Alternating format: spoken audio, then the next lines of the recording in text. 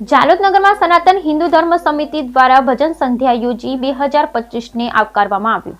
જાલોદ નગરમાં સનાતન હિન્દુ ધર્મ સમિતિ દ્વારા ભવ્ય ભજન સંધ્યા યોજી 2025ના આગમનને વધાવ્યું।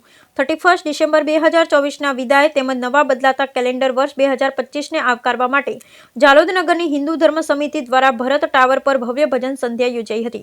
બદલાતા કેલેન્ડર વર્ષને આવકારવા માટે સનાતન સંસ્કૃતિ તેમજ ભારતીય પરંપરા મુજબ ભજન કીર્તન કરી નગરનું વાતાવરણ ભક્તિમય કર્યું હતું, જેથી દરેક ભારતીય પોતાના મૂળ ભારતીય અને સનાતન સંસ્કૃતિને ઉજાગર કરતા જ ઉત્સવ ઉજવે। સમગ્ર વિશ્વમાં બદલાતા કેલેન્ડર વર્ષની ઉજવણી કરતા હોય છે, પરંતુ ભારતીય સંસ્કૃતિ પ્રમાણે હિન્દુ પંચાંગ મુજબ ચૈત્ર મહિનામાં શરૂ થાય છે।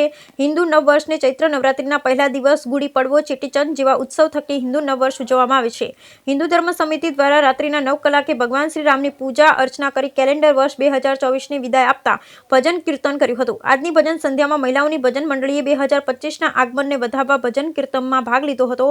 આજની રાત્રિ યોજાયેલ ભજન સંધ્યા રાત્રિના 2 વાગ્યા સુધી ચાલી હતી। કેલેન્ડર વર્ષ મુજબ રાત્રિના 12 વાગ્યા પછી 2025 લાગતા તેના આગમનને વધાવતા દેશભક્તિના ભજનોની રમઝટ જામી હતી, તેમજ રાત્રિના 2 વાગે 2025ના આગમનને વધાવવા મહાઆરતી પણ કરવામાં આવી હતી।